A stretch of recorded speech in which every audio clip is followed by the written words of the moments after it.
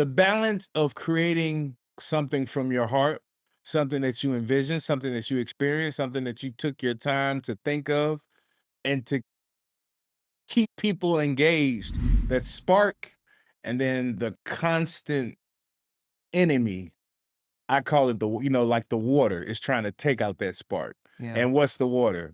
Job life, Yeah. problems at the job. Sometimes, most of the time, it's close friends, families, cutting scenes. They're Yeah. not doing it the proper way. Yeah. Why is the camera moving? It's the end of cinema. And that wasn't true. The lazy filmmakers, Mm. people who may not be into it as much as they thought they are, right? Mm. I think they are in danger. You know what I'm saying? Because everything changes, Mm. everything evolves.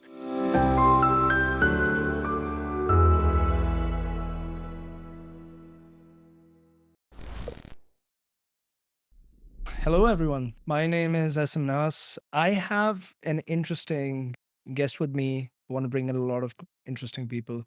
And so I have Mr. Jeff here, documentary filmmaker, military background. Yes, nice to meet you, man. We were talking about doing this for a while now, but now finally it's happening. Yes. So I really want to tell you what I want to get into. Okay. I want the audience to know what I might already know, but I'm just gonna go with the flow and think like I have no clue.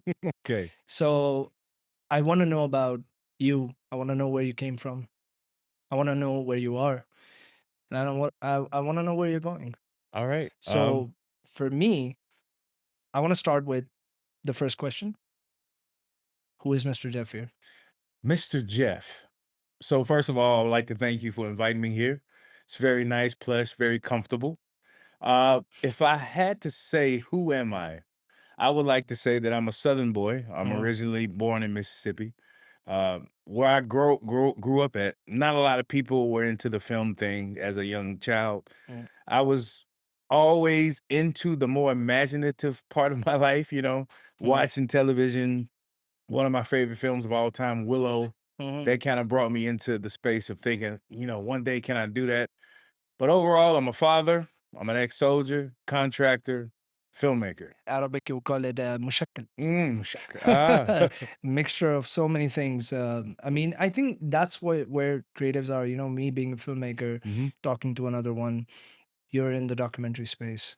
I mean, I'm in the narrative, and all filmmakers delve into various genres and Yes, various yes, kind yes. of filmmaking techniques. So I Absolutely. really want to, of course, talk about as we move along about where filmmaking is going towards in today's generation. How is AI affecting all of this? Absolutely. So before we get into that, um, how was your experience in when you were in the military phase of your life? Man, so the military phase. So it's kind of funny now that I sit back and I think about all the things that I went through. Hmm. When you're in it, you don't really understand what you're going through. You don't understand the skills that you're gaining. You don't understand, the effect that this military life is going to have on your life. So Yeah. when I first joined the military, I was like any other person that would join new recruit. I was terrified. I was absolutely petrified. Mm. I didn't think I could do it. I wasn't in the greatest of shape at that time. I had a lot of doubts, because I had a family member, my uncle, he convinced me to go. He was in the army for 20 plus years, and I wanted to go, but I still had doubt. So we fast forward a little further. I went to Germany. I still had doubt. I still really didn't want to be in the military. I was trying to find an exit. Hmm. But when I got there, all of a sudden I started to notice people that didn't look like me. I'm from Mississippi, Jackson, Mississippi. It's predominantly black. We have Caucasian people, but not so much where I live. So to make that transition from coming from Jackson, Mississippi to Hmm. Germany to see all this gumbo of different people, it started to like wake me up. It started to show me like, okay, this military thing may not be so bad. I would have never gained these experiences, staying back home. So as time go on, I deploy. I go on multiple deployments. I deal with soldiers, promotions, just different things that start to mold me into the man we're looking at now. Some things that I can say that the military did that was beneficial, and I still use to this day, is that attention to detail. Hmm. Observation increased. Yes, and yourself as a director, that is crucial. Yes.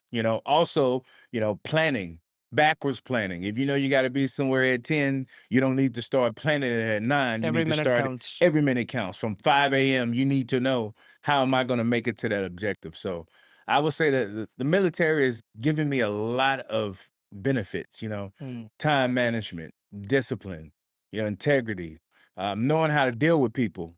As directors, you have to know how to deal with actors and actresses, yes. you just can't every actor or actress is not the same. So you may have Yeah. one actor that you may need to push him a little bit, and then you may have another actress that no, let them do their thing. Mm. And being in the military, it teaches you that because you may have a soldier that's a knucklehead that you may have to, as we say, put your foot in you know what, or you Nice. have those soldiers Yeah, yeah. that their integrity is so great that you could just say, Mm, "Oh man, I didn't expect that of you," and they would yeah. automatically cue because they're like, "No, I want to be the best." So knowing and using those skills I've gained, man, I can honestly say that I'm very proud that I went to the military. Mm, I'm happy that I did, the 12 years that I did. I've been to several locations, Germany, Korea, Afghanistan, Hawaii, Amsterdam, everywhere. I've been to a lot of mm. places. And I can definitely say without that experience, I probably wouldn't be who I am today. So yeah. Everyone has a background that shapes the way they think, the way they move through life. Yeah. I mean, in your case, the way you might be telling stories. Mm. My question does come out of this is is that there's a perception in the majority of people that in the military you tend to be emotionless, and filmmaking is such an emotionally driven path. So my question comes down to is, uh, how did you end up balancing between these two? Where one place, I mean, you can give me your perception on this. Is how did you keep that emotion part of you that you now use in filmmaking alive? How did it spark, or did it spark?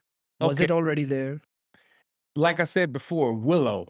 You remember that movie? Yes, Willow is what did it for me. Like, it's a classic. it's It's a classic. classic. I thought to myself when I was watching that film, and I'm gonna Mm, work my way to the answer mm. to the question.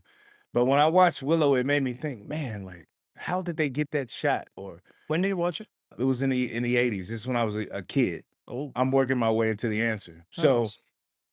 working my way from that to the military, how did I hold those emotions in that imaginative side, right?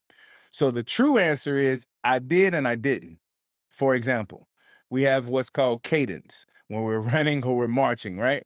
So the imaginative part of me, I would come out with all different type of cadences that I would take from like Shaft, you know, cartoons, whatever to get the people motivated. But at the same time, that discipline, you have to hold it in. You have to be stoic, Mm, because people won't follow somebody who they think is goofy or a clown. yeah. But at all times, if I had leave or if I was on duty 24 hours, we have what's called staff duty. You're on duty for 24 Uh-huh. hours. I'm watching some type of classic film, And Any that helped you retain yes, everything. because you have a lot of people in this world, especially in the military. They want to I'm not going to say they want to rob you of that, Mm, but to them that's minuscule. mm, And we deal with that every day. We have dreams, we have aspirations, we have things that we want to do, and some people will try to take that from you. mm, So I would challenge people to just don't let them take it. Keep it inside. Do what you have to do in your day job, and that's how I managed mm. my imaginations, my emotions, because it's there. You can't get rid of it. It's part of humanity. It's part of Yes. our daily lives. It's part of being a human. I mean, so it really, like, what is interesting me is you managed to retain so much of that spark, that thing you need to keep going into the field of filmmaking. And with that military background, you learn so much that you use to this day in Yes. your life. So it's a very hybrid approach that again makes you unique, makes all of our journeys in our past make us unique to where we are. So how do you think that that whole background, everything that you've been through in life, has it ever occurred to you that, you know whatever I'm doing with filmmaking, is this really worth it? That question that comes into our heads. Oh man. I know Yes. I'm getting into a question that's very interesting. Man, so that spark and then the constant enemy, I call it like the water is trying to take out that spark. Yeah. And what's the water? Job life, Yeah. problems at the job. Sometimes, most of the time, it's close friends, family. Because when you are creative and you have this imagination, I'll give you a perfect example. We was talking about the military. Every time I watched The Dark Knight, my favorite film of all I time, by love the that way, movie. I when I just was love in that movie. yes, when I was in the military, I watched Dark Knight. How many times? No lie, at least 32. I went to the movie theaters at Oh, least 32 I cannot times. compete with that number. 32 times. I'm not lying because that performance by Heath Ledger is remarkable. It's iconic. It's And iconic. that was one phase or one example of somebody trying to take out my spark. Example. So, Jeff, where you going? Or in the military, they would use last names. Right, where you going? Man, Yeah. I'm going back to the movies. Why? You've seen it 1,000 times. Well, I want to see it again, Mm. For me, there are people who simply can't see what we see. I don't think creatives or, people with imagination are the same as everybody else. How do you see the world? The way I see the world What do you honest observe? honestly, I can go in a room and I feel people, Hmm.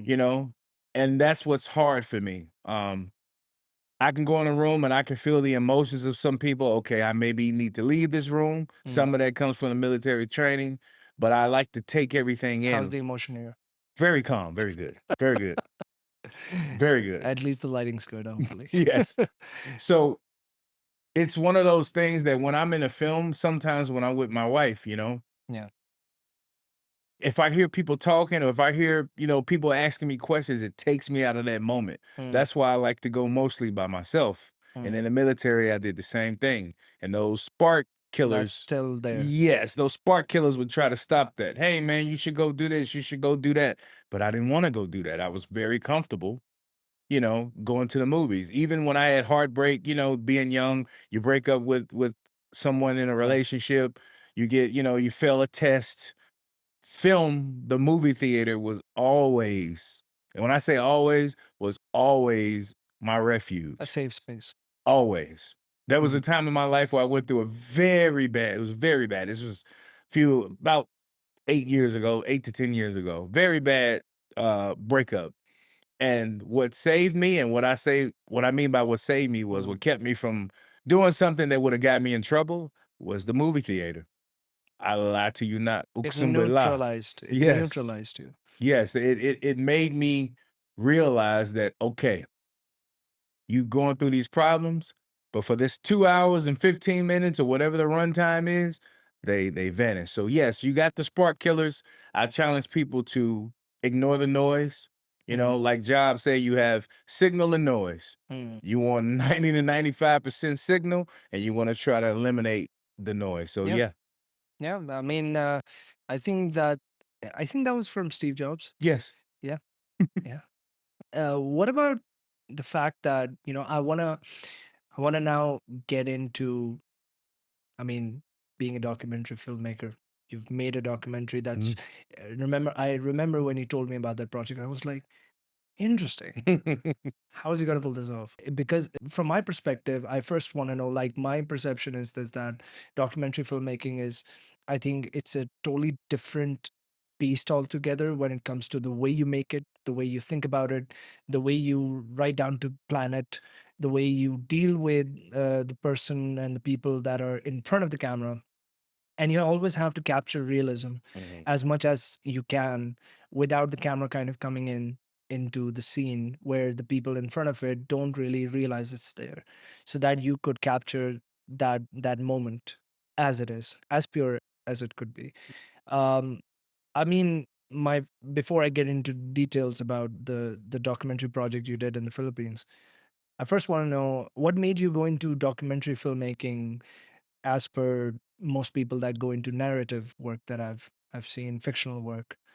What made you gravitate towards documentaries? So I would say it wasn't a conscious choice to go towards documentary filmmaking. I Mhm. like to think to myself, I'm more of a narrative guy because I have that imagination. But the honest truth is, I lived on a compound here. and there was this little Filipino guy who I would always see training people Mm, with these Kali sticks, and I'm like, man, what is he doing? So mm. a little bit of imagination and interest and curiosity. I just, every day I would get closer and closer to where he's Peel training off the until one layers one by one. yes. And I said, may I ask what are you doing? And Mm. that's when he introduced to me Arnis. It's a Filipino martial arts. It's also known as the screamer. And I was like, that's interesting. I never heard of that. We know the Brazilian jiu-jitsu, the karates, the Yeah. Muay Thai, but I've never really heard of Arnis. And then once I heard that, I went back home. I said, man, this guy, I asked him how long he's been living here. He said, over 19 years. I said, and this is what you do full time? He said, Mhm. yes. So I just, one day I had a thought like, man, this would be a good story to show A whole new somebody. world open up. Yes. That I never thought about. And it only came from my imagination and curiosity to ask that question. So I started to train a little bit with him and I just sat him down. I said, you know what? I want to do a story. It initially started on a story about him. Mhm. But as time went on, and you know how this goes, Yeah. what you have written on the page can change based on the flow. Always does. Yes. You have to So follow your intuition. yes. So it went from a story about the instructor to actual Arnis wholly in general, right? Hmm. And that's when I started to say, okay, let's do this. I mean, that is something I've not known. Is we know about the pop culture Mhm. kind of jujitsu and but all the Yes, yes. karate kind of stuff. Boxing, yes, yes. But then this is something new for people to learn. I mean, I think it's a very much a very niche form Mhm. of martial arts. So now I want to ask you now, how, when you decided you're gonna make the story, you're gonna make a documentary, you're gonna base it on the guy who's been around you, you've been seeing him, observing him, you've been learning more about this whole craft. Where are your stages when it comes to, for example, the planning stage, the pre-production phase, the story development phase? Mhm. What are the highlights that came to your mind that you wanted to show to the audience about this? Okay, so firstly, since I didn't know anything about Arnis or Eskrima, I thought to myself, okay, I'm gonna have to be able to show this in a way that will, first of all, grab their attention. Because now with the culture, everybody in their phones, the attention We're span gonna get is into so much in that. it's So so much in that. so quick. So I had to think, okay, I need to do my history. And that's when the planning Mm, came in. Okay, mm. where did it originate from? Okay, it was in the Philippines. Why was it in the Philippines? And that's when I start to go in that deep rabbit hole of Arnis and Eskrima, and I start to learn so much that was outside of Eskrima, but it was something that was influential. For example, do you know why the Philippines is called the Philippines? King Philip from Spain conquered the island, and that's why it was renamed the Philippines in honor of King Interesting. Philip. But before that, it was named another name. I can't think of the name now. I don't want to mess it up.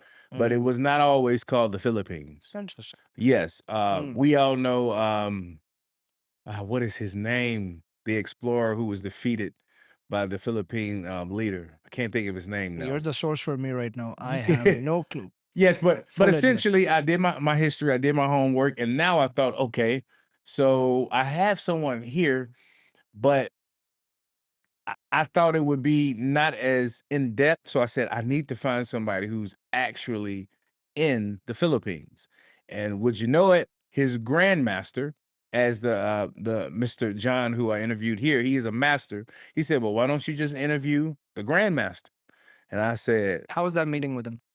well, we did it over Zoom, Mm, but it was very, you can tell people who have been doing something for a long time, they have that passion, that knowledge without even trying. Like, yeah. you can talk to this man and you know nothing about Arnis.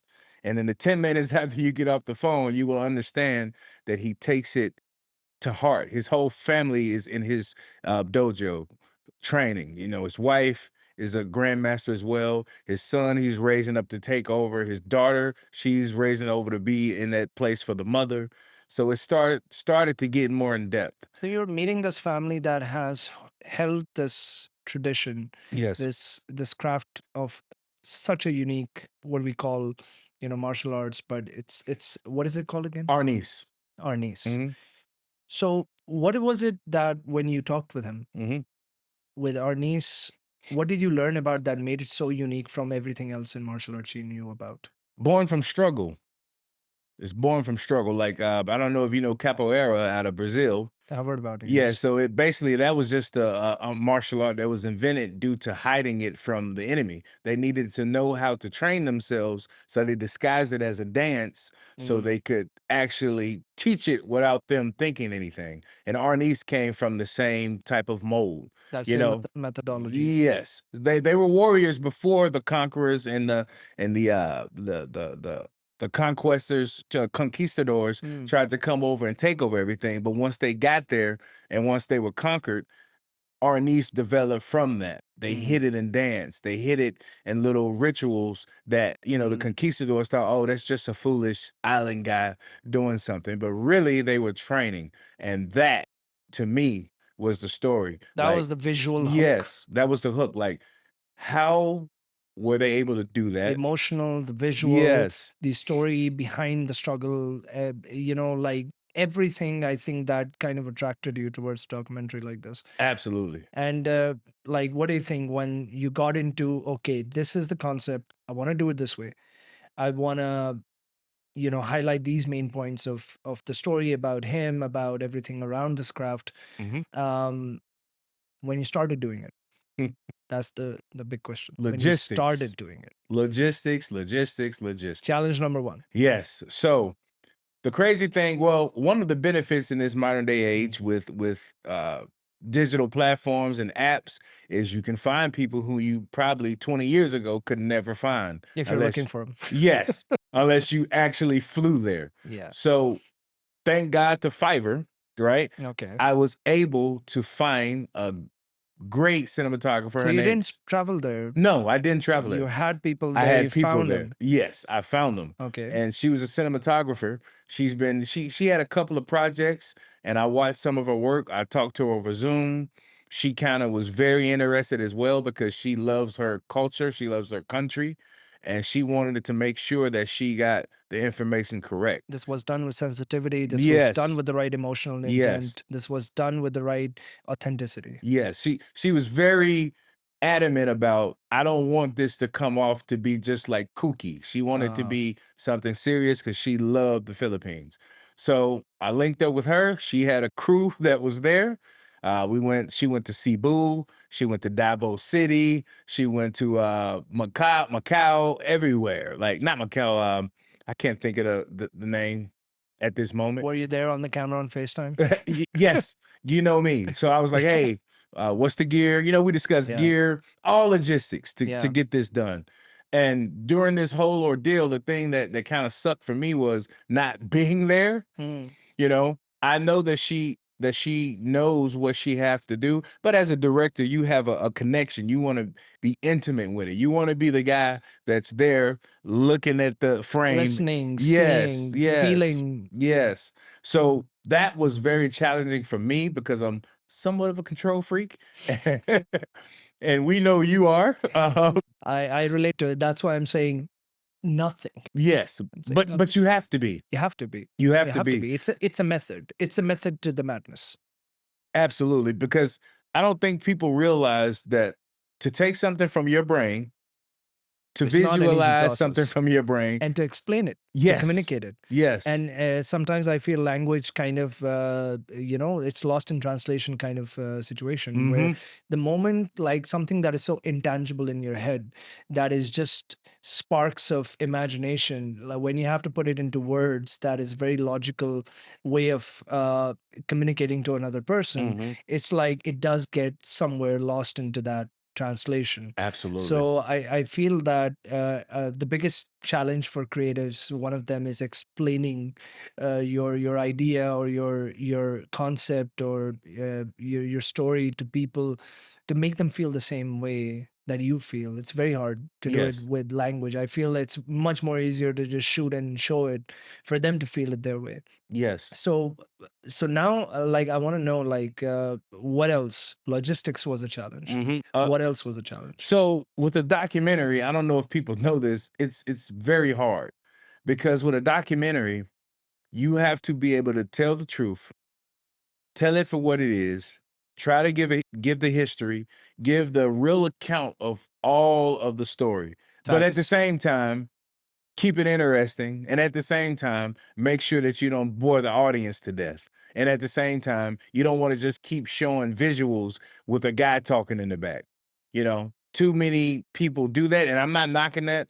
I'm just saying, with the attention spans that we have today, it's very difficult to make a documentary that can keep people engaged. That's where my question comes in. There's Yes. something very important for, I think, the people watching that are either interested in filmmaking, coming in as young filmmakers right now, or even experienced people. If anyone is watching in the audience here, there is one question I have in mind as a filmmaker to another. Okay. And you being in the documentary filmmaking space is something that particularly applies to you a lot, where you have your perception or your perspective about this matters a lot.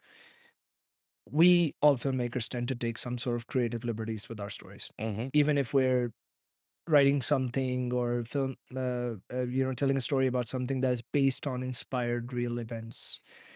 And of course, that means the moment you see it on the film screen, it says based on true events.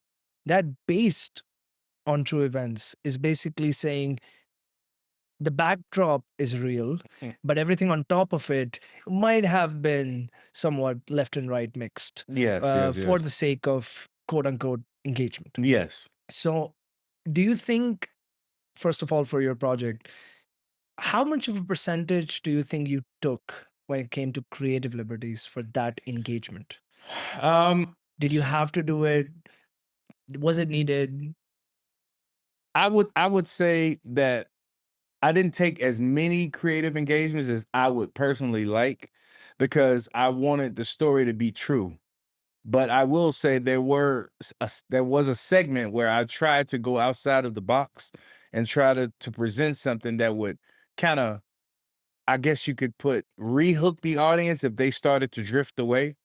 And I mean, we love film, but at the same time, we got to put, butt to seats, and people have to actually Mhm. be interested. And Yeah, that's another aspect we'll probably talk about, yeah, the business of it, right? yeah. So I would say I didn't do as many creative adjustments that I would like, but I do understand why you say that, and we both understand why It's that's a concern. important. You have to do it. It's a concern, Absolutely. because I think we're all struggling with this.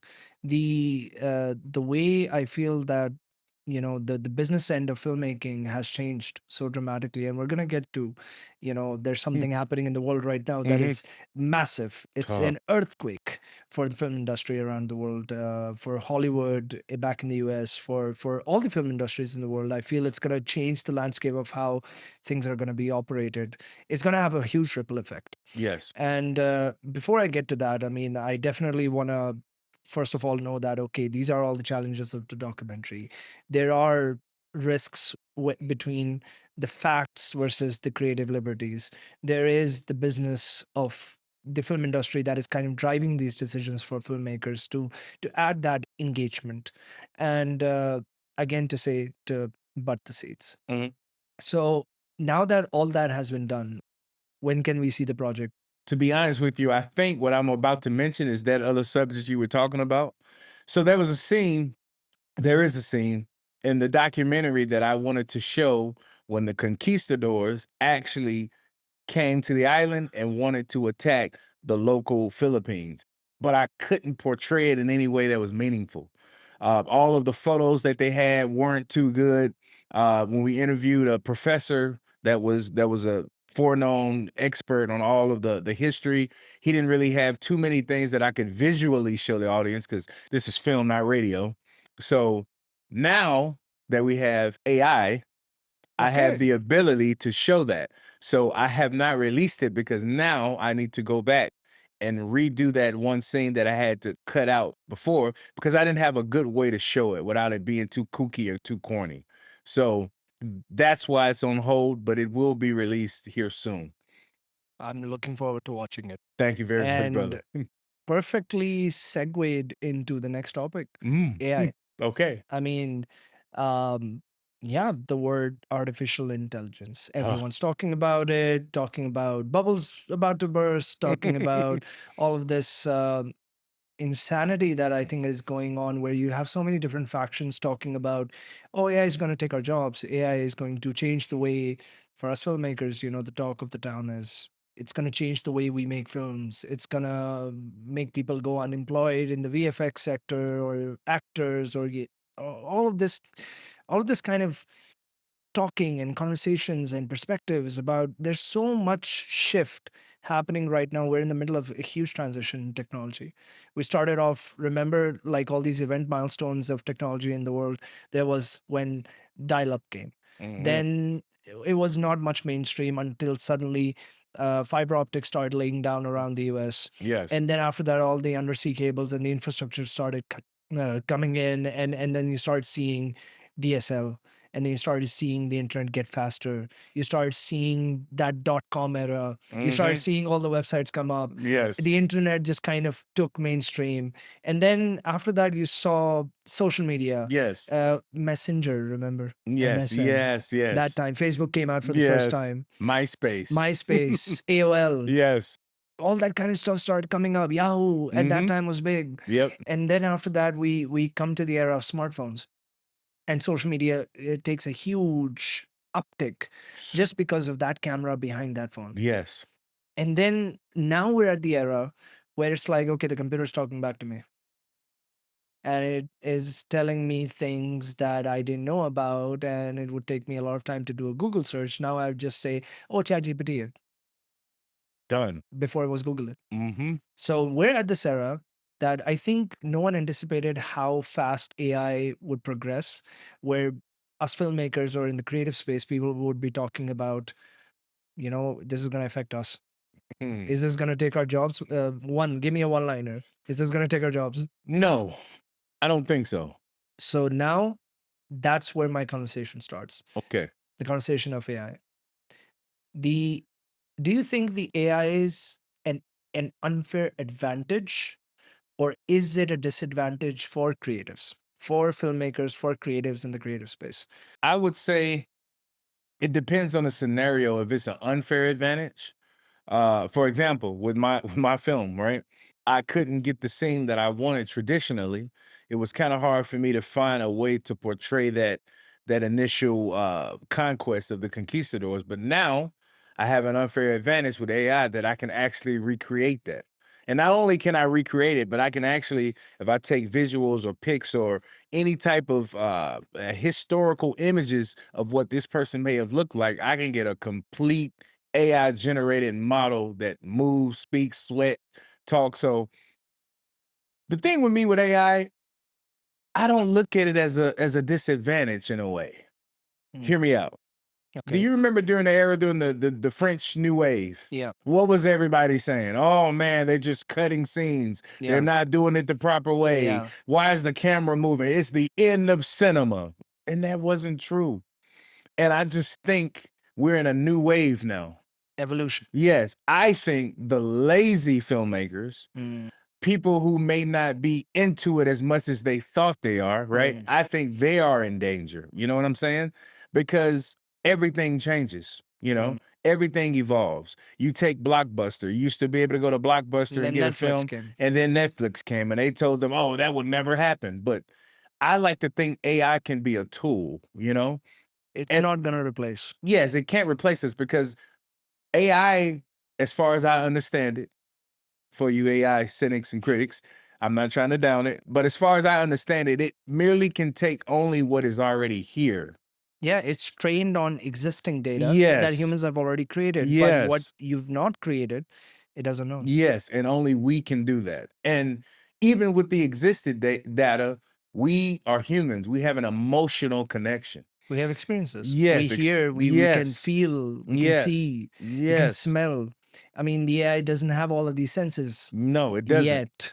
I Yes. don't know about the robots though. Like take Taxi Driver, right? Yeah. The reason why that film is so great, especially for a guy like me that was in the military. For those who don't know, Taxi Driver, Martin Scorsese, Robert De Niro, the actor, right there, classic film. Mashallah, great movie. Now tell me about it. Like the fact that he was a soldier who gave so much And when he came back to a world that was like unappreciative, even like Rambo, unappreciative people throwing bags of you know what in his face. And he's sitting there thinking to himself, okay, I did all of this to come back to this Did you see yourself in that film?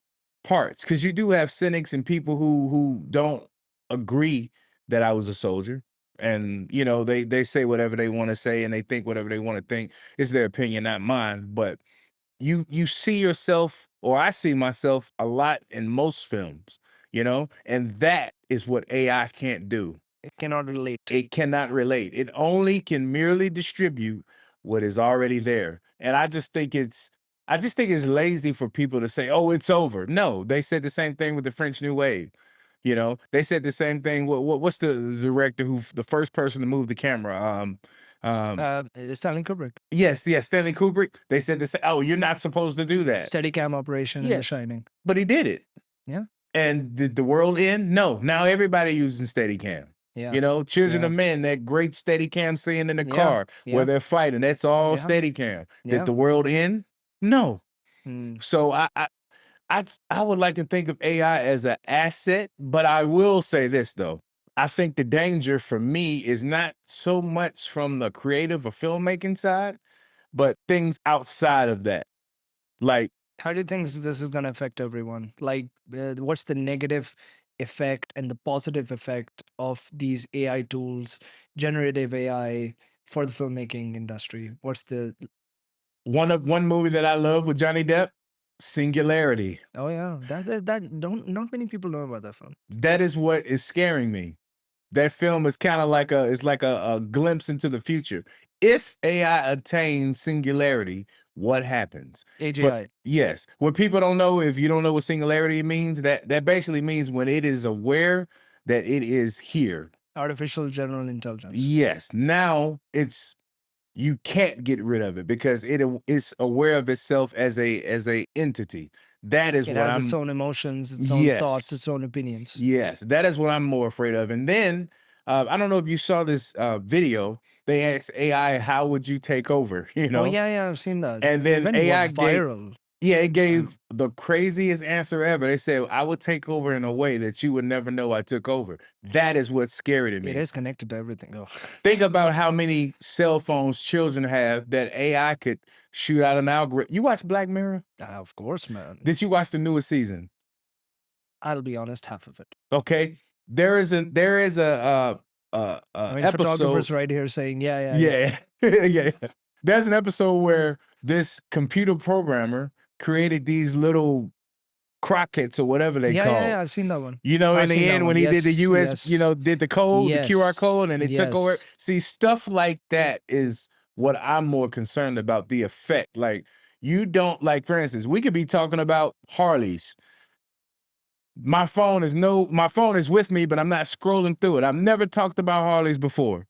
All of a sudden, I go home, I open up my cell phone, You I have an see ad. Harleys. Just an ad right there. Next thing you know, on my smart TV, Harley Davidson. it's always listening. Oh, So it's always listening. That is more what I'm concerned about, like the privacy, or you know, as a creator, I don't want to be influenced. I want to feel. I am influenced in a way, but I don't want to be like dictated to where I need to go. So that's my only concern. But I don't think it's over. I do say now for your VFX guys, it is getting close little, because I saw some outstanding videos that we can see the close details. Okay, that's AI. Yeah. But in a while, you're not going to be For able to the tell. normal people just watching it without too much of an attention to detail, Mhm. you know, yeah, it just comes across as, what did I just watch? It's like, it gets you thinking. I Gets got you thinking. I got another thing too. I want to see your opinion on this, if you don't mind me Yeah. asking you. What do you think about like, for instance, those actors or actresses that, alhamdulillah, rest in peace, they're no longer here, that we're like, man, it would be good to see those two people collaborate. Well, now they can. See, that's another thing that I'm worried about, the my rights. God. Think about it. If a company come to you, a studio comes up to you and say, you know what? We know that you are getting older. You don't look like you used to. We will pay you to attain your image. and likeness, kind of like an NIL in the Yes, college football. yes, yes. So he's like, what does that Very mean? interesting question. So that's what I'm saying. What happens then? What happens when Oh, they can take your image and likeness and the AI is so evolved that you can have a movie with I'm trying to think of let's say you wanted to do a documentary that Stanley Kubrick was actually interviewing you can do that now. yeah, yeah. You can do that, and it'll be hard for you to tell. Or any old actor or actress that you would like to see, if they signed away their rights, now you can get them forever. That is the challenge that I think. I have an interesting perspective into this. Okay. I mean, everyone has an opinion regarding this.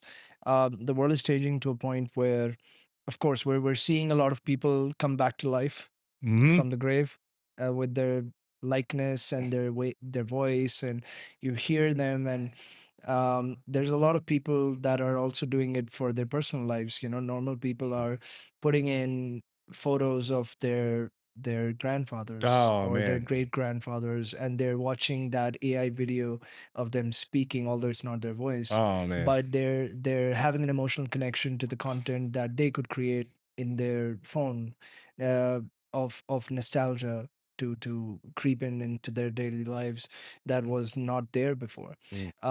Concerning the rights being given off to corporates, I think my perception, and this is something I don't think you've heard about this.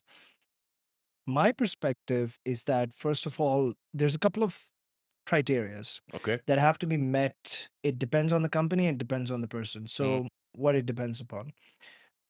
When the company comes to the person, I mean, you can differ with me. I mean, it's an opinion. Yep. The first thing that the person needs to look at who's giving off his rights for his likeness to AI is, what is the intention? Is the intention to have me as an artist do my craft even when I'm gone, in stories that, if they can come on paper and promise me that will not be used in a way that is against my ethics as an artist, Okay. if they are coming on paper with my home estate, maybe my children or my grandchildren, whoever it Yes. is, Yes. home estate. Yes. If the home estate can make sure that my character as an artist is true to me when it comes to the type of stories I wanted to tell, if I couldn't, at least after I die, if AI can help me keep telling those stories, if my home estate is involved in that decision making, and if my intention as a person giving off my rights is, I want to keep telling stories, Yes. and this technology is just going to help me stay in that journey, even if my physical body is gone. Immortality. Immortality from an artist's perspective Yes. in the realm of storytelling and cinema. If I have the intention to be that, and if the company has the same intention that aligns with me ethically, then yes, he will sign off his rights. They will give him the right contract. The home estate will get involved, and the home estate will have a say in every time that likeness is about to be used. If that kind of contracts, that kind of intention, and that kind of intent for the future beyond your life is there, if these three things align, you're going to see a lot of signing.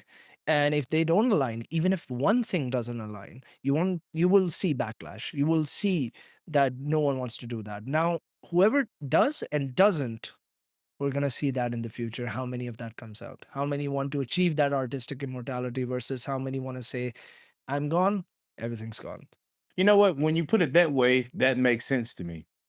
That makes sense to me. If I mean, you can differ with me if I'm like, Yeah. that's my opinion. How do you relate to this? I agree with what you were saying. I do think, though, the more rare something is, the more value it has, right? It's true. Diamonds So, are rare and they're yes. valuable. So if we have a film, let's just say we'll just use, for example, John Doe. Yeah. John Doe is this famous actor. He tragically passes away, but his last film is amazing, right? Forever, that film will be a staple in cinematic, history and culture. But do we lessen it by bringing, oh, okay, John Doe is in this part too? To me, that slightly lessens what happened. Kind of like a fighter. If you have a fighter that he won his last fight, he was 44-0, Yeah. and he retires on top. but then he comes back and let's say he fights and he gets a draw or he doesn't win. Yeah. That kind of tarnishes the legacy that was left behind. You know what I'm saying? I want to definitely ask you about, are there any indie films you watched recently that just kind of caught your eye? Actually, yes. It's called Fankar. I think you're very intimate with that one. I think you may know. You watched mine. Yes, yes. I sent you links so many months ago. You ended up watching it now. Yes. I'm sorry, Okay. but it was worth it. It was worth it. Tell me about it. What do you Man, think? so when I was first watching it, I watched, films of yours in the past. The thing that got me with this one was the internal struggle, you know? Mhm. We like to put ourselves in all movies that we watch. We try to take a nugget of what the character antagonist can be going through or protagonist can be going through, and we always, well, not we, but creatives mostly try to relate to that, right? So as he's sitting in this room and he can't get out. So what does that mean? He's forced to deal with something. You went really deep into Yes. thinking of When you're this. in the room and you can't get out, guess what? You are forced to deal with whatever's in the room, right? Yeah. I'm not trying to reveal anything, but the test that came up or the methods of getting out, plan 1, plan 2, plan 3, it forced him to face a demon that may have been in his life that he wasn't even aware of, right? And then I started thinking to myself, okay, during COVID, that's what kind of forced me to think of, all right, let's start this documentary. Because that's when I started it at the beginning of COVID. So Fankar, it reminded me of that. Like, okay, you have no options. You're in this room. If you want to get out of this room, you have to face it. Point blank, period. And then with that torture Yeah. of the window, that's torture. If there were no windows and it was just one closed room, it's a little bit better. But the fact that you can see the light on the outside, but you can't even see what's It's outside. not in reach. Yes, that was a torture. So that's one of the things that I first related to, that struggle, that internal struggle of points in our lives or people in our lives that we may have, ran from, situations where we could have lost.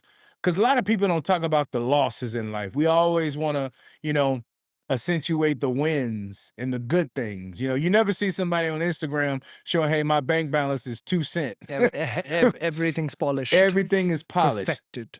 Fankar, that beginning scene, it forces you to sit to yourself and say, man, what traumas in my life have I not faced that if I was in a room with nowhere to go, and somehow the radio or the room knew what it is, I can hide from everybody else, but I like to think that that room was an internal representation of himself. Interesting. And it was vague. It was like, you don't know why he was there. You don't see how he was brought in. You just see him wake up in a room. It's right there. Right there, straight into the action. And I think that's what I related to most. Because you have the internal demons. I have internal demons that we don't always think about until we're forced to think about them. That's the first part. I think that's the kind of themes that when I was making this film, I wanted to explore. It is, of course, a very character-driven film, and from a filmmaker perspective, that's something great for me to even know and learn about, is how a film can be perceived by normal people versus people who do make films. Yes. And for me, like, before I move ahead, I really want to know, what's your favorite scene My favorite scene. without spoiling it? Okay, so I actually have a couple. So the first part was, how can I say this?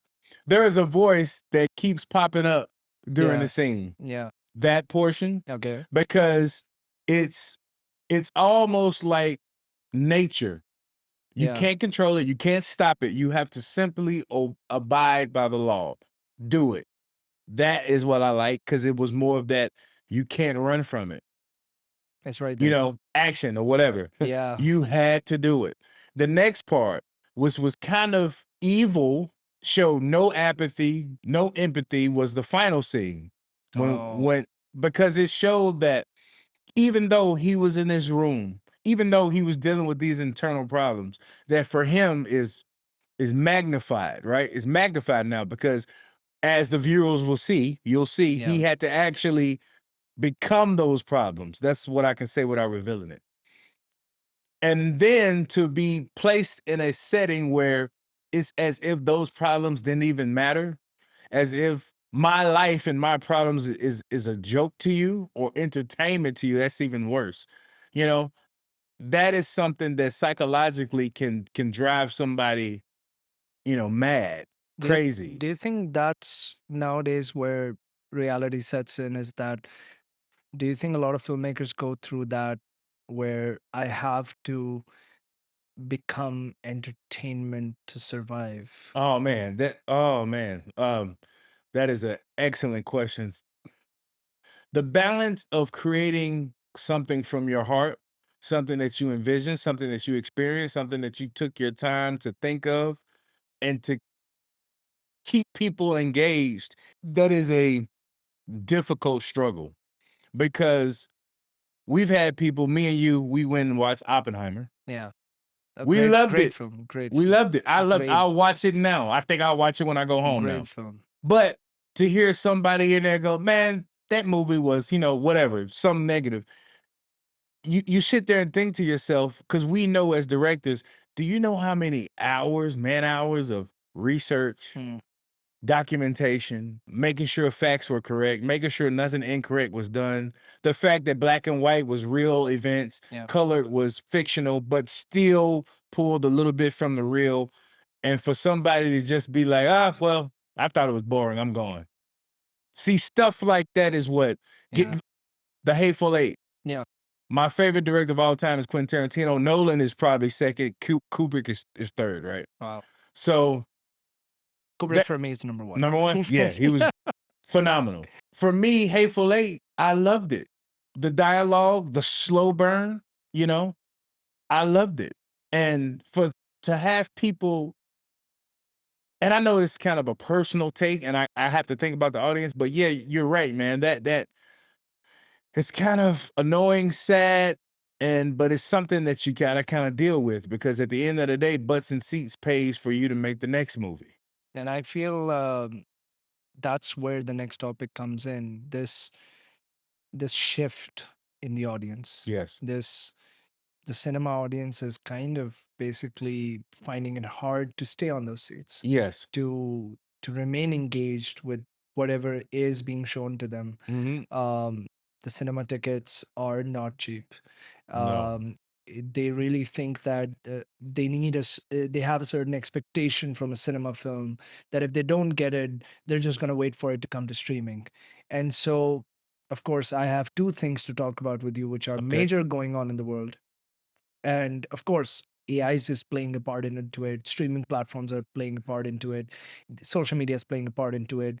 Society's need for fast content so that they can, work the rest of the day quickly in order to just not slow down. That fast-paced hustle that everyone's gotten in, the rat race Yes. of life, is kind of making it harder for people to take 2 hours of their time on the day to sit in a movie theater and justify that for some reason. So it feels like the justification has gone, the bar's gone way up. So my first perspective is the Warner Brothers and the Netflix merger. Oh How is that, do you think, going to affect things? Because man. it seems to be happening. It is Yes, it's happening. They happening. accepted the deal. It's like what, 82 something billion, Billion, yeah, something. yeah. It's crazy to even imagine that number if $1 bills got stacked to create a tower like that. Yes. But what do you think? How is this going to change the landscape for us indie filmmakers in the streaming age, where now streaming platform is about to buy a legacy traditional studio? Man, so the challenge with that is as you say, as time evolves, people want fast, now, and keep my attention. On They the want phone. it. They want They want it fast, they want it now, and they wanted to keep my attention. And it has to be on the phone. When you look at insights of any of your social medias and you see, okay, this person watched it for about 20 seconds to 30 seconds. So now when you make a new post, okay, let's see how I can make it so the average viewer watches 1 minute of it. That to me, that is, I do think that that is going to take a hit on the cinema experience, the cinematic experience. I don't know about you, but it ain't nothing better than watching a film on the huge I screen, agree. in the seats, Dolby sound, everything blacked out. It puts you in the movie, and I can't get that from my cell phone. I can't get that from a 92-inch in my house. It's not the same. Unless you're rich and you can actually make an actual cinema in your house, to me, that will never be changed. Do I feel some movies I can wait till streaming? Yes. Do I feel some movies I will not wait for streaming? Absolutely. You would have to drag me to watch Oppenheimer on my cell phone. You would have to drag me to watch The Dark Knight on my cell phone. Lawrence of Arabia, if they ever release that back in the cinema, do you know Yeah. how perfect that would Again, look? a classic film. Yeah, Classic just film. yeah. So I think that with this merger, it's going to split the way. You're gonna have your hardcore Cinema l- watchers. yes, and then you're gonna have the new school. The Mm. new school. No, I can just watch this on my cell phone. I think what's going to happen, or what's happening already, is you're gonna the cinematic crowd is going to go into their niche, like a niche type of crowd, just like you have with traditional motorists. You Yeah. have some people that wants a carbureted, naturally aspirated vehicle, and then you have some people, no, I want fuel injection and all the new perks, Yeah. and it's going to be a divide. Mm. You got your Xbox people and your PlayStation people. Yeah. It's always going to be like that in the history of time. But I do think with this merger, man, it's especially to buy a very, very famous, well-known, time-honored studio, and to buy it, a streaming service to buy it. Now you got to think to yourself, okay, what if I want to see, let's say the Justice League, let's say they come out with a new Justice League.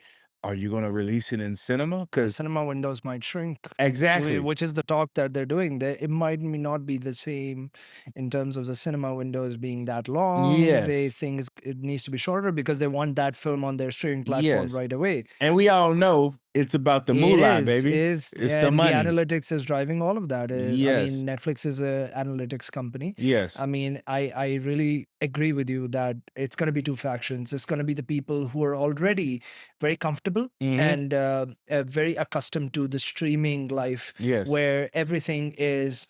I watch content while I go through life. And Yes. then there's the cinema watchers that's going to be like, I stop my life for 2 hours or 3 hours or 1.5 hours to watch this. Yes. And just like with AI and with traditionalists, it's the same divide. Yes. Just like we talked about AI divide, Yes. film streaming divide, the Yes. cinema versus the digital platforms. And yeah, like my opinion is, I think this is a major shift for indie filmmakers. I mean, I don't know. It's scary waters. It's scary Yes. waters to see this unfold, Yes. because I think the world is changing. AI streaming platform, buying a traditional media company. You have everything with indie filmmakers just kind of struggling for investment.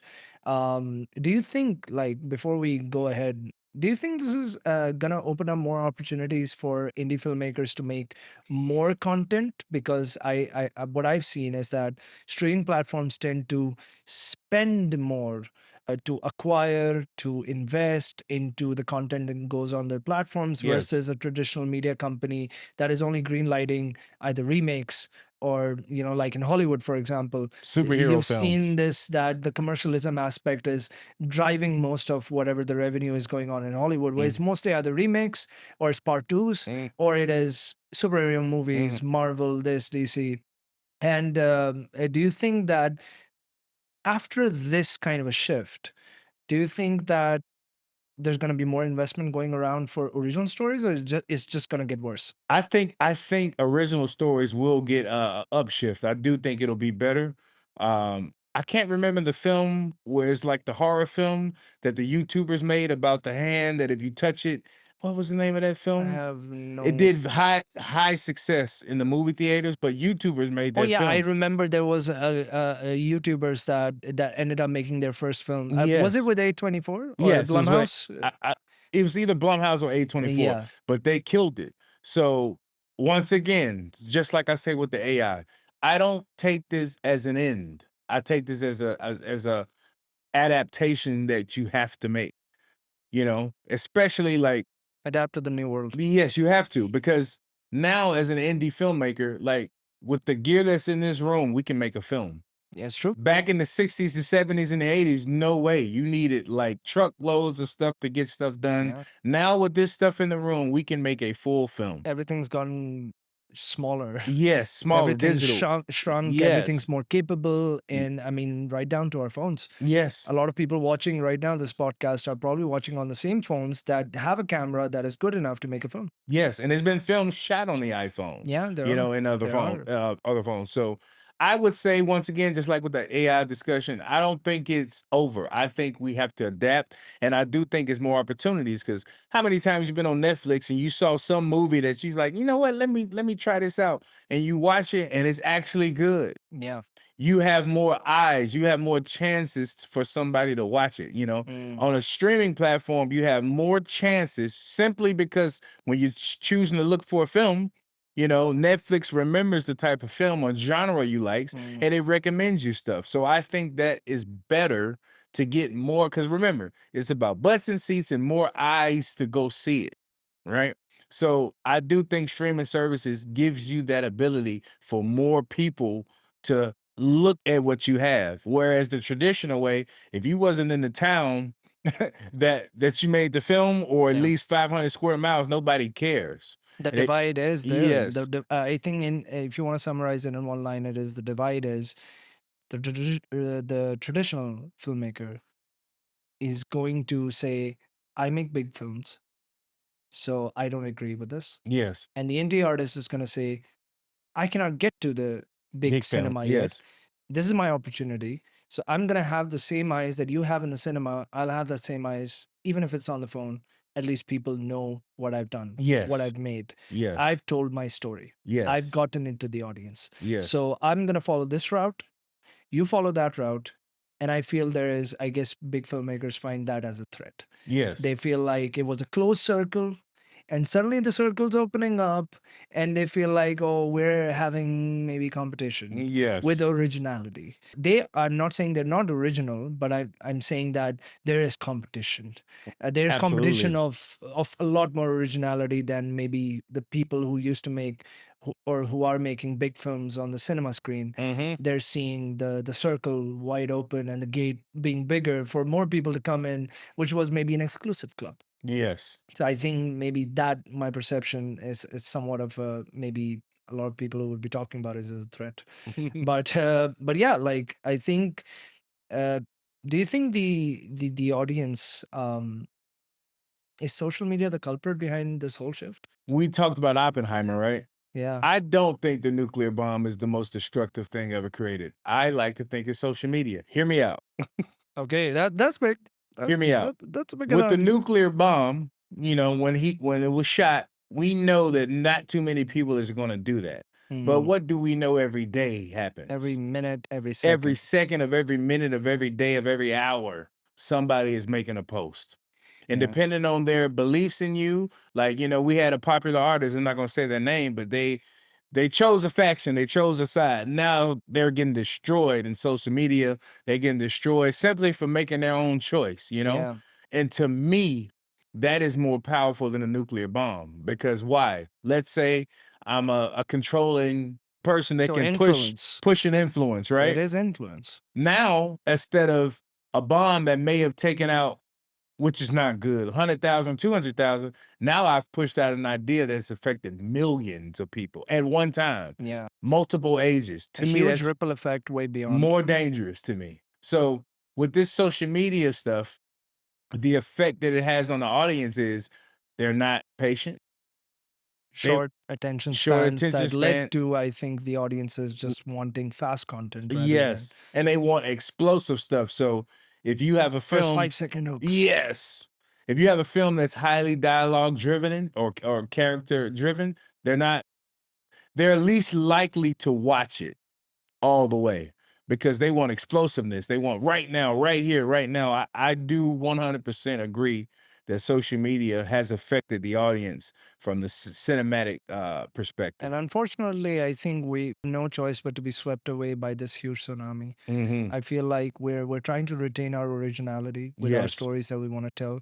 At the same time, I feel somehow whatever's social media done to the audience, it has somewhat affected the way that creatives make an income in Yes. today's society, because now they're forced to make that same thing in order to survive, because now it's not about a client or a corporate company would go to a creative and say, create me something original. Nowadays, I've seen in the advertising space, and having an advertising background while being a filmmaker, and you being from the background of military, I think you can relate to this, that they come up from a perception that whatever is working, I want that for myself. Yes. So basically that would mean is, if a company is now coming to a creative in today's age, it is, I've given you this reference, replicate it. Mm. There is no question about, you're a copywriter, you're a concept creator, you're a creative. What do you think? What do you think works for the Yes. brand or the identity of what we're doing here? What, as per our vision, what do you think? Which concept works? Now it's about, this is the reference, just make it. Now the creatives have somewhat been approached with, you guys are executioners. I don't want you to think. Which takes away the creative aspect. It's Which was the whole point to begin Mhm. with. That's gone. Yes. And I feel like now it's all about, oh, I'm just gonna see a reference and I have to replicate it in order to survive so I can meet my rent. Yeah, I'll have to do it because unfortunately that's what the majority is asking for. Yes. And the majority, again, you said influence. Influence. It has influenced everyone from all hierarchies of society to basically change their way of thinking about influence. And what we created with our original stories was influence. Yes. But it was our perspective of a story. But now it's about, no, there's a perspective created, just replicate it. And it's a copy paste, copy paste, copy paste of the same perception being repeated to the algorithm 24/7. I got a question for you, and I think I know the answer. Yeah. Do you think that in this day and age, which I don't, Reservoir Dogs or Pulp Fiction, Yeah. great story, but Great films.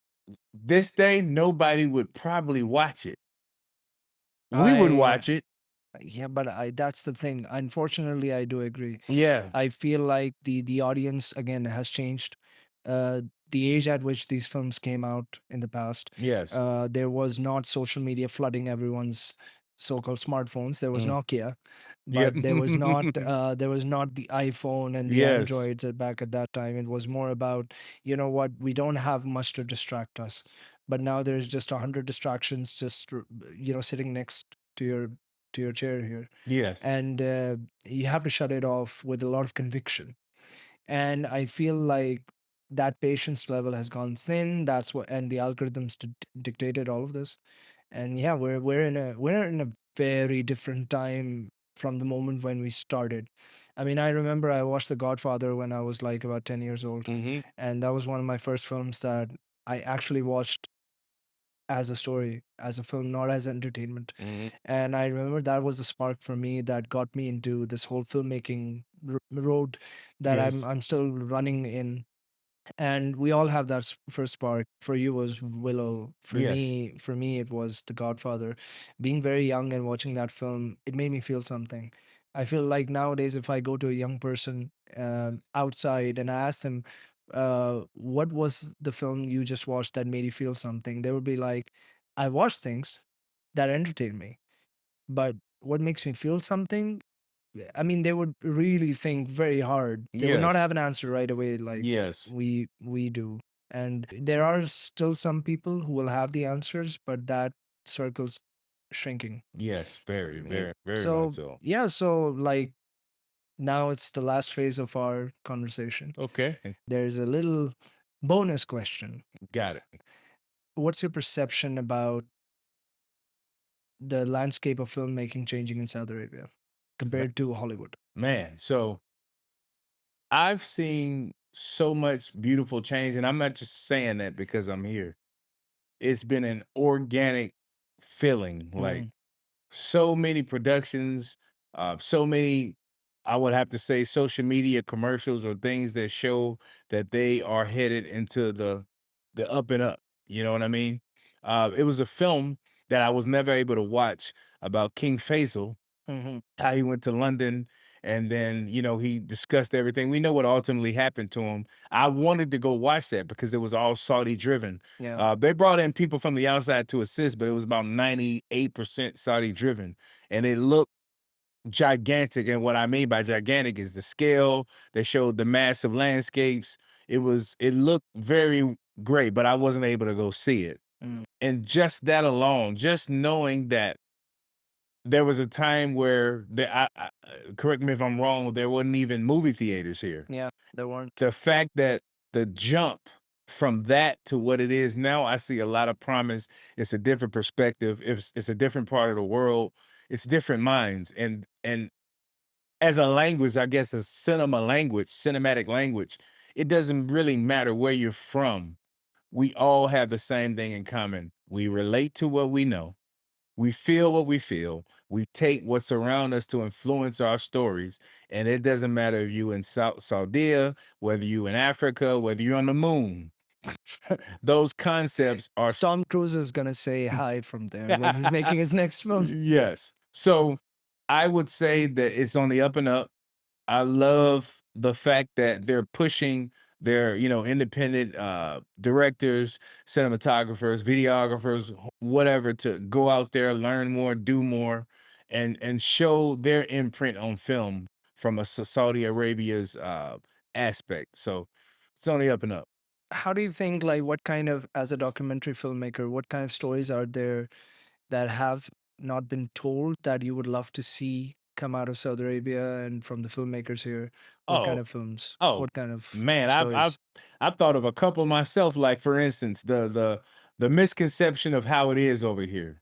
The Mm. misconception of what people may hear from the media or social media or the news or what their friend may have said in comparison to actually coming over here and living, right? I've been here 6 years and I can 100% tell you that what my family and friends and people who've never came here before their perspective differs than mine. I'm here, I love it. It's one of the safest places ever.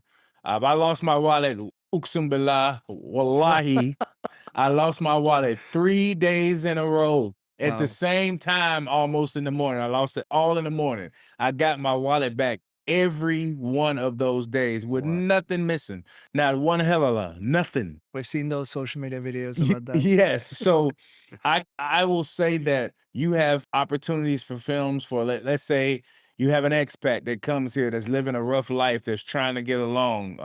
Maybe he's dealing with stuff with at his job and he needs to find a way to rectify that. Or maybe somebody comes here with a negative attitude that thinks that it's And then this it way changes. and then it changes them. It's so many stories. It's Saudi Arabia is a gumbo of people, by the way. I don't think a lot of people. Mushakkal. Yeah. What is it? Mushakkal. Moshilka. Yeah, yeah, Mushakkal. yeah. It's like a mixture. It's like this colorful soup of people. Everybody, when you come here, you're gonna be like, man, I didn't know there was so many different various cultures here. You know what I'm saying? Mm. And the fact that the country is opening up for more visitation, more tourism, it's so many different stories that you could tell here. I've been in 26 years and Mhm. I've seen that shift happen. I Yes. mean, you've been here 6 years, 6 right? years, yes. So 26 years, I've seen that shift happen from nothing in terms of no movie Mm, theaters.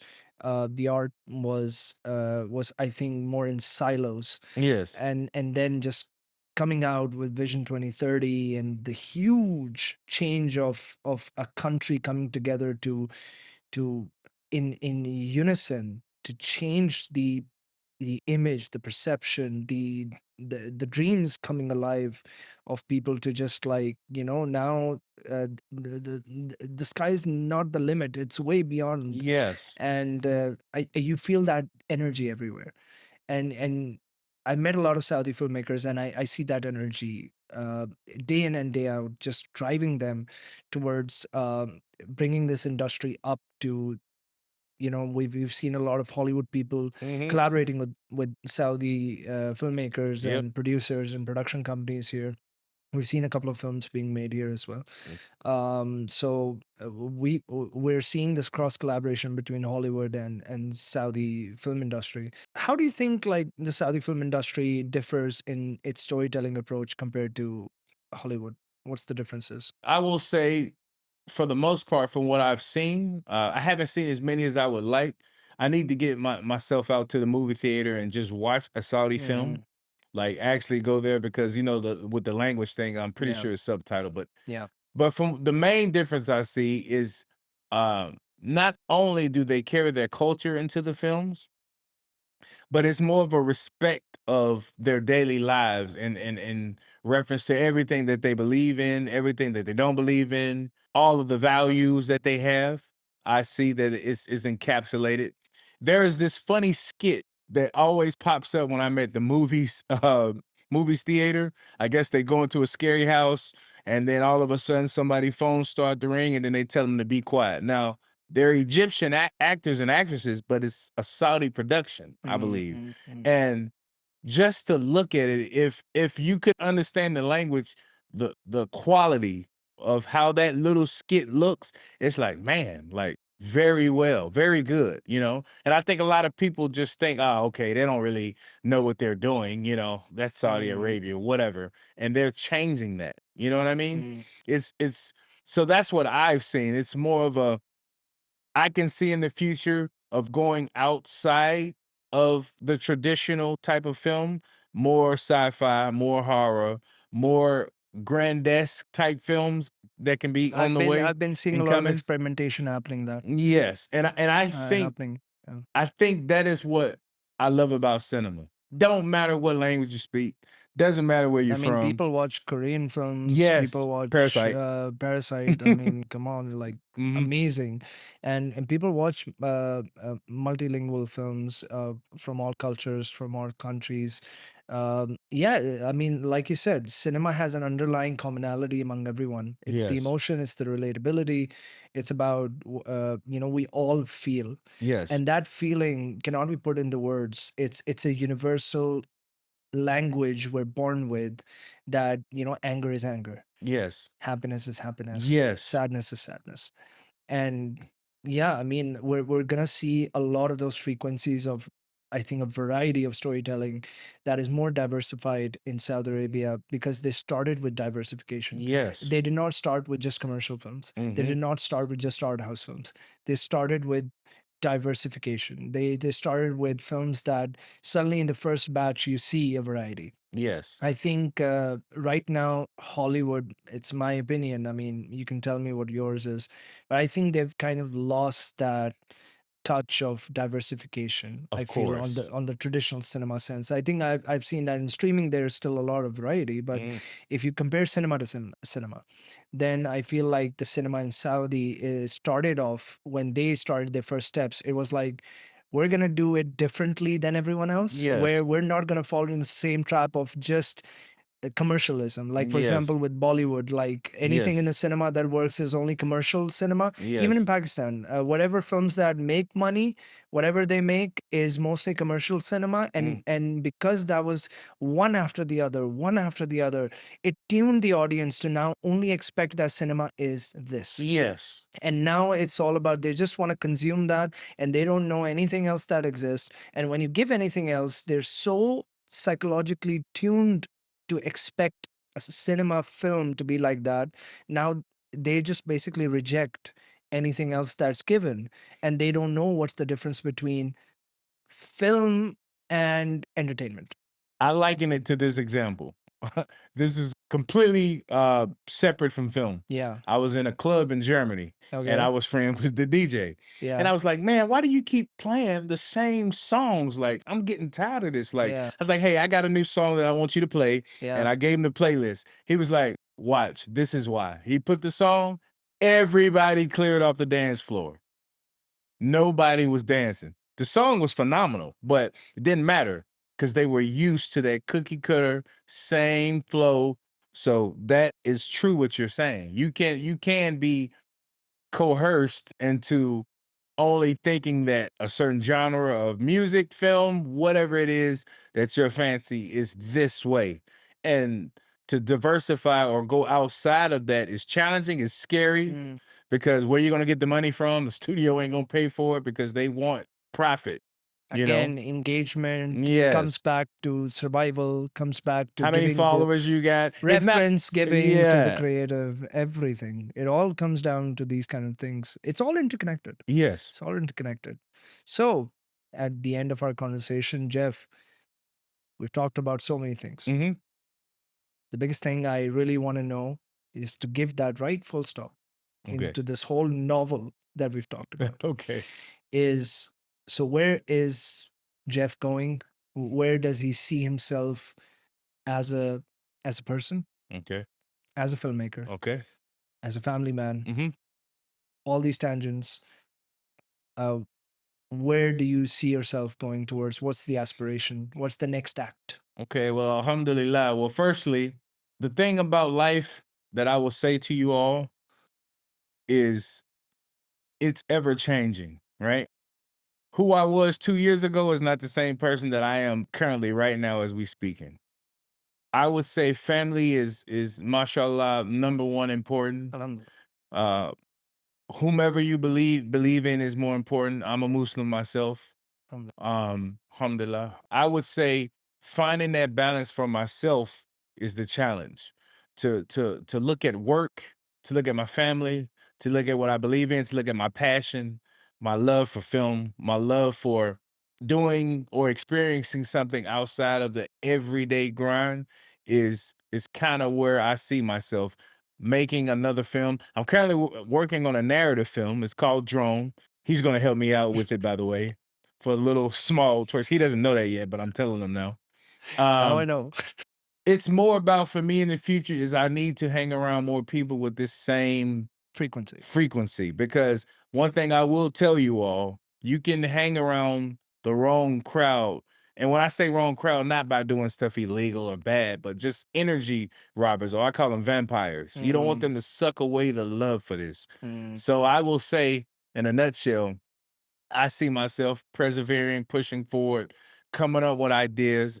About 2 years ago, I started to feel like maybe I was losing the love for this, you know, because one thing that I hate about the commercialism of like social media and YouTube, me and you know, because we went to actual film Yeah. schools, right? So many people now are obsessed with today, get the FX, whatever. Get this new camera. It can do this frames per second, whatever, whatever. But they're forgetting about the number one thing that really matters is the story, the connection with the people. And that is what I'm trying to teach myself mainly, you know, man in the mirror, before I can tell anybody else. It's not about the gear. Yes, if you have gear that you've maxed out to its capacity and you know its limits, and you're like, well, for what I want to do for my vision, I need something to push beyond those limits. That's 100% factual. But what I don't want to do for myself and what I'm challenging you all not to do, forget the technology. Let's go back to the old days of remembering. If you look at Taxi Driver, the contrast ratio was horrible. It was it wasn't like a beautiful film. But why do we love it so much?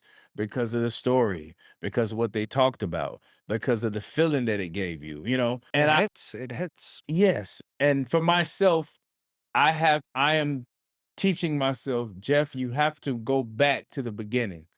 Because another problem that I had with myself, and I know I'm rambling, but whenever you're creating a film, you're I'm a everything gotta be perfect. But guess what? everything's not going to be perfect. Some people are going to disagree with it. Yeah. And It's a perception yes, driven industry. subjective, right? So the challenge for myself going forward in the future is look, whatever you make, and you said this to me, I'm not stealing this phrase. Once you show somebody a film and they give you an opinion, the first thing you got to ask yourself, well, is this person even qualified to even make me feel a type of way about it? Like if I ask them what their favorite movie is and it's some like a superhero movie, which I have nothing against. I love Infinity War, by the way. But then you have to start asking yourself, well, dude, should I really take their opinion that much to heart? You know, so for myself, I would say, stick, stand with my family, pursuing a way to get out of the daily rat race of what I do every day to get to what I actually love, but remembering the past, remembering that hook, remembering how I felt when I watched Willow that said, man, can I do that? Or when I was an actor, because I used to act before, man, how did he get that frame to look like that? Going back in my head internally to the beginnings. That is what I'm challenging myself with and where I see myself in the future. But remember though, everybody, it's more about story, it's more about actors and actresses and that connection than any piece of gear. You can have the greatest gear in the world, it looks phenomenal, aesthetically.